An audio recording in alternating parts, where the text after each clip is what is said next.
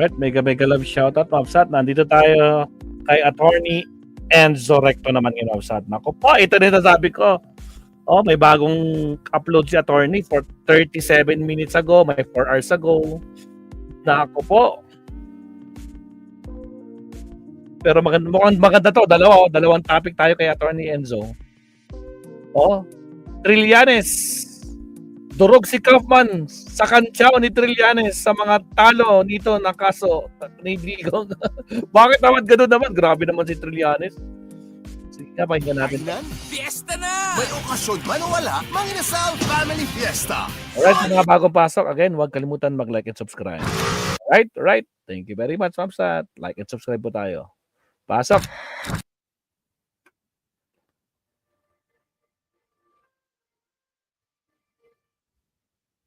Fast forward. Wala nang maraming paligoy-ligoy pa. Diretso sa punto na. Maiksi lang ang komentaryo, pero diretso sa punto. Maraming kuro-kuro. May tiwali, may totoo. Dito, sa puntong diretso tayo. Punto, diretso. Agree ako dyan, Sir Leonardo Ansag. Attorney, anong take mo dun sa komentaryo ni dating Senador Sonny Trillanes? Kinantsawan si Kaufman. Yan, sige, pag-usapan natin yan.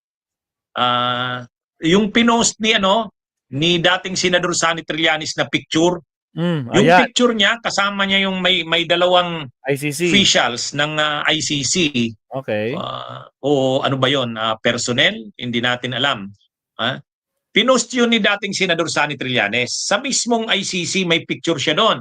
May sa kaliwa at kanan niya, sa left niya, sa right, yun? May dalawang ICC officials. Pinost niya yun. Nagkataon, pinost yun ni dating Senador Sonny Trillanes. Nung katatapos yung mga decisions ng ICC, lalo na nung appeals chamber, na-deny. Denied yung request ni Kaufman ng interim release.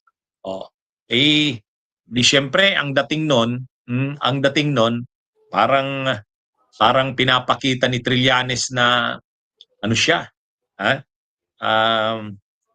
Alam niya kung anong na mangyayari yan kay yung pag-deny ng interim release. Tapos lumabas pa yung announcement ni Ombudsman Boying Rimulya na mayroon ng arrest warrant si Bato de la Rosa. Right na. Tapos sabi ni Secretary of Interior and Local Government Jun Vic Rimulya, ang malamang na source ng kanyang kapatid, di umano, ay si Trillanes. Ngayon, hindi naman yan kino-confirm ni Trillanes, hindi rin kino-confirm ni Ombudsman Boying, pero nag-post si Trillanes noon. Yung picture na yon, kasama niya yung dalawang ICC officials. Ngayon, nag-react ngayon doon si Kaufman. Nag-react si Kaufman. Sabi ni Kaufman, in due course daw, ibig sabihin sa tamang panahon at sa tamang forum, ki-questionin nila yung post na yun ni Trillanes. Kasi ang pinapakita doon na si Trillanes ay may network at saka may influence sa ICC. Ngayon, tinanong si Trillanes doon tungkol doon sa sinabi na yun ni Kaufman. Kinantsawan ni Trillanes si Kaufman. ang kantsaw ni Trillanes kay Kaufman. Siyempre, sunod-sunod ang talo eh. Siyempre, sunod-sunod ang talo ni Kaufman. Natawa na lang si Trillanes doon. Natural daw yun. Natural daw yun na gagawin ni Kaufman na gawing issue yung kanyang picture na pinost. Kasi nga, sunod-sunod ang talo. Kumbaga, sabi ni Trillanes, ini-expect niya na yun kay Kaufman. Kasi nga, sunod-sunod ang talo. Dahil sunod-sunod ang talo, kaya pati yung kanyang pinost na picture, wala naman daw mali siya yun, pinost niya lang naman, linalagyan ng mali siya ni Kaufman. Yun lang. Kaya sabi ni Trillanes, unawain na lang natin yan si Kaufman kasi sunod-sunod ang talo eh. Okay.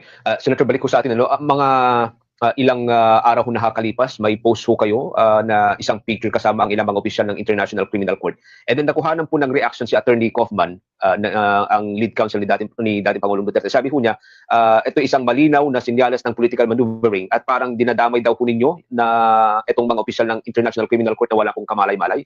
Ano pong reaction po ninyo sa naging kasagutan ni Attorney Kaufman, Senator? He knows na ang ang external personalities, external players cannot influence in any way yung ICC pre-trial chamber. Hindi pwedeng mabubulungan mo o masusulsulan mo. They go by the evidence. At ito mga statements niya lumalabas lang kasi puro talo siya kaya naghahanap siya ng i-blame. Kaya yun na lang yun. Kailangan na galing-galingan na lang niya. Sunod-sunod ang talo. Actually, ano naman talaga na yan, nagiging issue na yan kay Kaufman. Magaling ba talagang abogado si Kaufman? Yun. Kahit sa mga DDS, yung mga Duterte diehard supporters, nagiging issue na sa kanila yan. Magaling ba talaga si Kaufman? Bakit pa naitalo? Lahat na yata ng request, lahat ng motion ni Kaufman ay talo. Kaya ano ito, nagiging issue ito. Ngayon, ito naman si dating Senador Sani Trillanes, parang natutuwa ito pag may mga ganyan O kaya ganyan. Kinumentaryohan siya ni Kaufman. Ang warning ni Kaufman, pag sa tamang panahon daw, ki-question niya yan, ibo-brought up niya daw yung ginagawa na yan ni Trillanes. Pero hindi naman natakot si Trillanes. Natawa nga Natawa na may halong pang-uyam. Kumbaga, tutuwa si Trillanes na nauuyam sa kanya yung mga DDS. Ginagawa kasi ng mga DDS na malaking issue si Trillanes. Kasi si Trillanes talaga yung nakikita nilang gumagalaw, nagpapahirap sa kanila yung pag-aresto kay Duterte. Tapos ngayon, itong arrest warrant, yung pagtestigo ni Garma, sinabi rin mismo yan ni Ombudsman Buing na ang kumausap kay Garma para magtestigo ay si Trillanes. Parang ang papel nga ni Trillanes, liaison. Siya yung parang nagiging liaison ng Pilipinas sa ICC. Kaya lang, unofficial liaison yata. Wala naman siyang official designation. Pero ganun yung kanyang ginagawa na role. Ganun yung ginagawa niyang role. Nang pumunta nga kami ng Oops.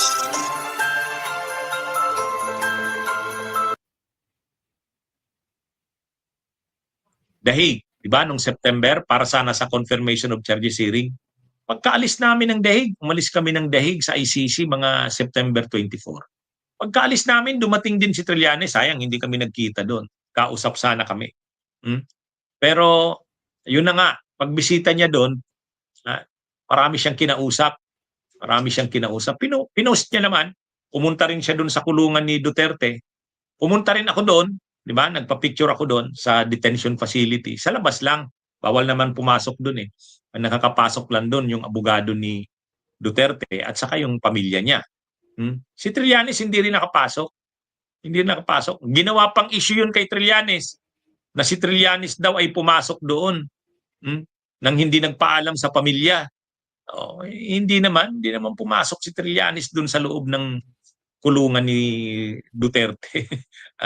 Kaya lang yun na nga, itong si Kaufman may official na reaction doon sa post ni Trillanes. Si Trillanes naman nag-react. Sabi niya, unawain na lang natin yan si Kaufman kasi laging talo O di Bingo na, attorney, bingo na. Siyempre, kukomentaryuhan niya yung aking post. Pero sabi niya, wala namang mali siya doon sa picture niya na yun. At saka, lumang picture na yun. Hindi naman ngayon yun. Hindi naman res. Ganun ba, Leonardo? Liaison officer? Isa. Actually, ang mga nag-initiate ng kaso na yan, 2018 ba final yung mga kaso na yan sa ICC? Sila Trillanes at saka yung mga human rights groups tulad ng Rise Up, yung Makabayan Black, yung grupo nila, Attorney Chrissy Conte. Yan yung mga nag-file niyan. Yung simbahan, nagtulong-tulong dyan. Kaya rin yun, talagang malaki naman ang ginawa dyan ni Trillanes na tulong. Actually, nung nag-rally nga kami sa ICC sa Dahig, nandun yung grupo niya, yung Magdalo, kasama namin sa rally. Kasama rin namin yung Migrante, yung Bayan, saka kami sa Bunyog. Kaya pagdating doon sa ICC, nagtutulong-tulong kami dyan. Yung mga Bunyog, yung Bayan muna, Migrante, Magdalo. Napakaganda nga. Dito hindi nagsasama-sama yan. Yung Bayan, yung Bunyog at saka Magdalo. Dito sa Pilipinas hindi nagkakasama-sama. Pero pagdating doon sa abroad, doon sa issue ng ICC magkakasama. Kaya ano yun. Anyway, na ano lang tayo dito. Tinawanan lang ni Trillanes yung reaction ni Kaufman. Lalo lang natutuwa si Trillanes na napipikon sila Kaufman sa kanyang mga ginagawa at pinupost. Bunyog! Bunyog! Halika Alam mo, mabibwisit na kantawan ba? Kumbaga, putragis lahat na lang bingo, talo. Isang talunan. Pero hindi siya talo, attorney. Panalo siya, di ba, si Leonardo? Biro mo, 150 million. Panalo yun, hindi talo yun. Panalo. Ang talo dyan sila Sara, yung mga Duterte. Wala eh. Talagang kwan na. Kung hindi rejected yung mga request nila dyan sa ICC, wala na. Talagang kwan na. Desperadong desperado na. Kasi wala na sila magagawa. Isang topic po tayo kay Attorney Enzo. Isa pa. May nakita ko dito. Alright, countdown natin to. Isa pa. Maraming salamat, Ma'am. Again, like and subscribe po tayo.